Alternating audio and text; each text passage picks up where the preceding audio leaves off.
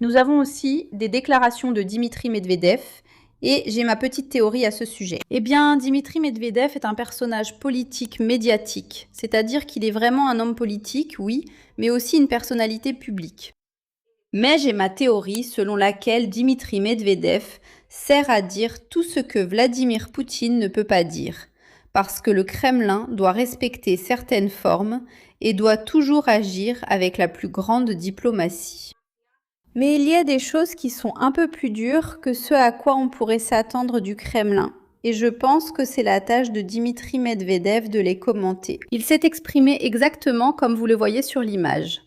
Après Vladimir Poutine, Dimitri Medvedev s'est prononcé sur les actions de représailles de la marine russe contre la piraterie. Mais il l'a fait dans les termes qui le caractérisent. C'est-à-dire d'une manière beaucoup plus claire, d'une manière beaucoup plus ferme, d'une manière beaucoup plus, je ne saurais pas vous dire, je ne sais pas, incendiaire peut-être. Les chiens d'Europe occidentale aboient de façon hystérique à propos de la soi-disant flotte russe de l'ombre. Voyons de quoi il s'agit. Ce terme fait référence à des navires marchands ordinaires qui naviguent sous des pavillons non russes mais qui effectuent des transports dans notre intérêt. Ce type de pavillon est généralement appelé pavillon de complaisance ou pavillon favorable. Il s'agit d'un système dans lequel un navire est enregistré dans un pays différent de celui du propriétaire afin d'économiser sur les impôts et les réglementations. Parmi ces pays figurent le Panama, le Liberia, les îles Marshall, les Bahamas, le Belize, les Bermudes, les îles Caïmans, Chypre, Malte et les Seychelles. Bien sûr, les chiens européens n'ont aucun droit d'arrêter ces navires, ni selon la Convention des Nations Unies sur le droit de la mer de 1982, ni conformément à la législation nationale. C'est purement arbitraire.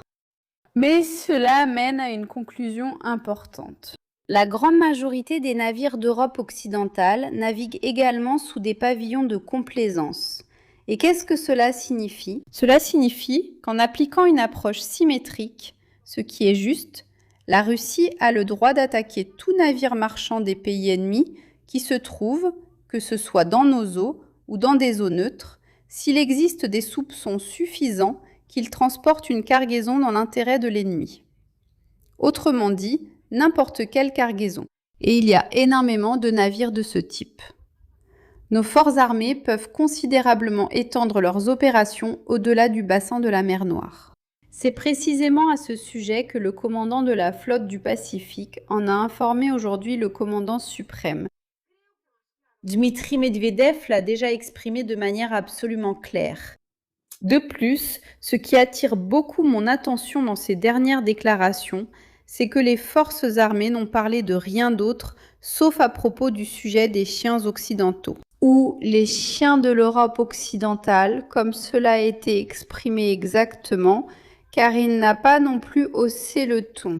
Quand il s'agit, en parlant de Dmitri Medvedev, d'un homme politique dont les déclarations sont généralement beaucoup plus belliqueuses, pleines de métaphores, en parlant des vices de Zelensky, en insultant, parfois de manière ouverte, c'est quelque chose que de nombreux Russes peuvent regretter, mais qui serait inapproprié de la part du Kremlin. Eh bien maintenant, Dmitri Medvedev a aussi beaucoup mesuré ses mots, il est allé droit au cœur du sujet, et c'est exactement ce qu'il a fait. C'est-à-dire qu'il a détaillé les paroles de Vladimir Poutine de manière beaucoup plus large. Vladimir Poutine a donné la direction. C'est qu'à partir de maintenant, la Russie va appliquer une certaine réciprocité. Et c'est pourquoi l'Occident collectif, avec ses navires, doit faire attention. Mais Dmitri Medvedev a expliqué exactement en quoi va consister ce principe. C'est-à-dire, en fait, il l'a fait de manière très concise, je répète, d'une manière beaucoup plus sérieuse que celle qu'il utilise habituellement pour s'adresser aux ennemis de l'Occident collectif. Car pour Dmitri Medvedev, d'après ses propres déclarations, ce sont des ennemis. Vraiment, sans aucun doute. Et avec cela, nous ouvrons la porte, avec cette réciprocité, nous ouvrons la porte pour que la Fédération de Russie puisse l'appliquer dans un plus grand nombre de contextes. Et nous ouvrons la porte pour qu'à partir de maintenant, ils doivent répondre de leurs actions, de leurs attaques, qu'ils doivent répondre depuis l'Europe occidentale et depuis l'OTAN, en termes généraux, pour cette attitude si belliqueuse envers la Fédération de Russie qu'ils ont, mais surtout pour ce culot incroyable. Ils en ont, c'est vrai, ils ont un culot en béton armé, parce que, selon eux, ils peuvent. Ils peuvent attaquer des navires de la Fédération de Russie, ils peuvent s'emparer du contenu des navires de la Fédération de Russie, ils peuvent le vendre, ils peuvent gagner de l'argent. C'est-à-dire, voyons, nous parlons de types qui ont volé des milliards d'actifs à la Fédération de Russie. Ce qui, eh bien, est déjà évident, ils comprennent. On ne sait même pas vraiment quand la Russie pourra les récupérer. C'est un vol à main armée, ce qui ne répond à aucun principe de légalité. Et cela finira par leur coûter énormément, bien plus que ce que cela coûte actuellement à la Fédération de Russie.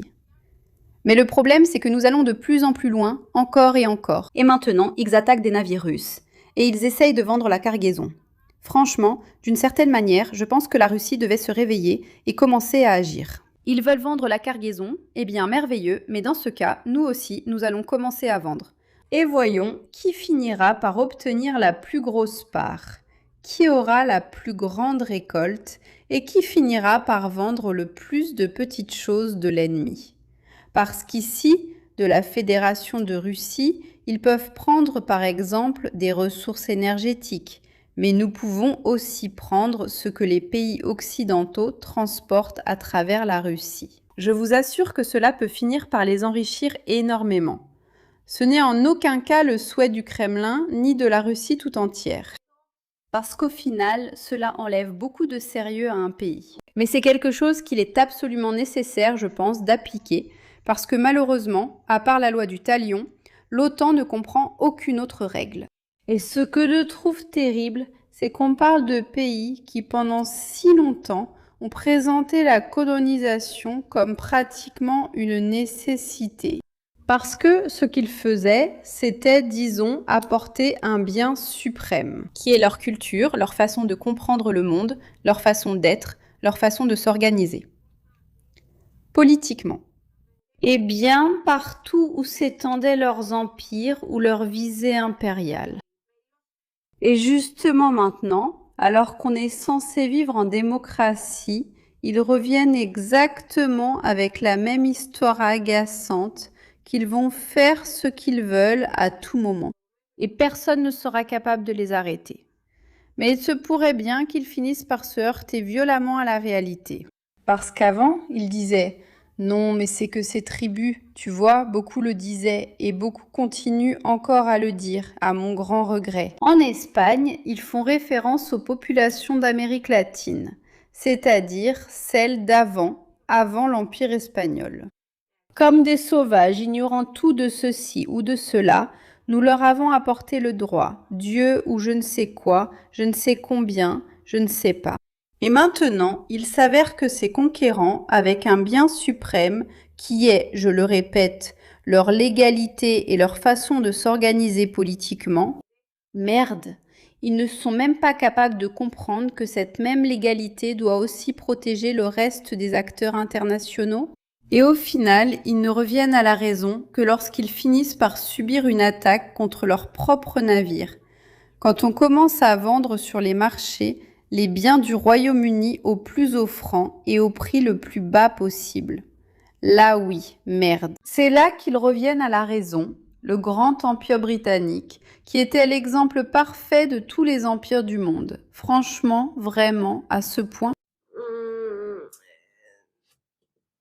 Il faut vraiment être retardé pour ne pas comprendre que cela va finir par leur entraîner de terribles conséquences. Mais bien sûr, ici aussi, et c'est évident, beaucoup d'entre vous l'ont déjà dit, ici aussi. En partie, la faute revient à une patience clairement excessive. Et je pense que la Fédération de Russie a déjà eu beaucoup trop de patience. Eh bien, ils ont voulu voir exactement jusqu'où cela irait. Je comprends pourquoi ils l'ont fait. Je comprends parfaitement pourquoi ils l'ont fait. Parce qu'au fond, c'est souvent ce que nous perdons de vue. Mais il est fondamental d'avoir cet objectif de base de la Russie avec d'autres partenaires au niveau mondial qui se trouve également derrière l'opération militaire spéciale. Pendant que l'opération militaire spéciale se déroule, le monde change à jamais. Donc l'un des objectifs est précisément de montrer cela à de futurs partenaires potentiels de la Fédération de Russie. Jusqu'où l'OTAN n'est-elle pas un partenaire? Jusqu'où ne peut-on faire confiance à aucun des pays occidentaux? Jusqu'où sont-ils capables d'aller? Jusqu'où investir en Europe est-il une véritable folie? Et il faut retirer son argent de là le plus vite possible.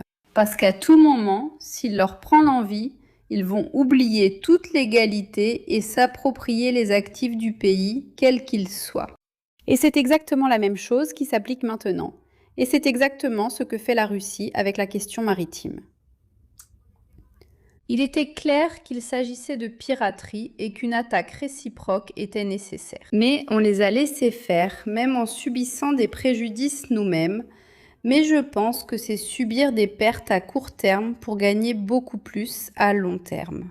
Parce qu'il est évident qu'ils ne sont pas des partenaires fiables, non seulement pour la Russie, mais aussi pour le reste des pays. Qu'ils soutiennent ou non la Fédération de Russie, ils les ont laissés faire. Et maintenant, alors qu'ils ont déjà suffisamment de preuves, et quand tous ceux qui étaient impliqués ou qui n'étaient pas censés l'être, jusqu'où l'Occident collectif était-il prêt à aller?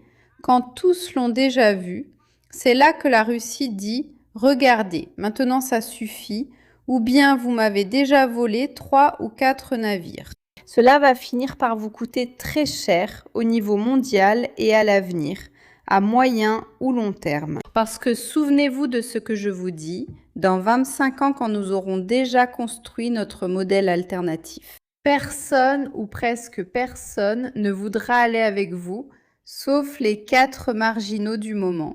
En attendant, vous pouvez célébrer d'avoir pris 1 ou 2 navires de la Fédération de Russie, mais désormais, nous allons devenir sérieux de notre côté. Très bien, et désormais, pas un seul navire, pas une seule attaque ne restera sans réponse, ce qui, je le répète, est aussi un très bon avertissement pour tout le reste.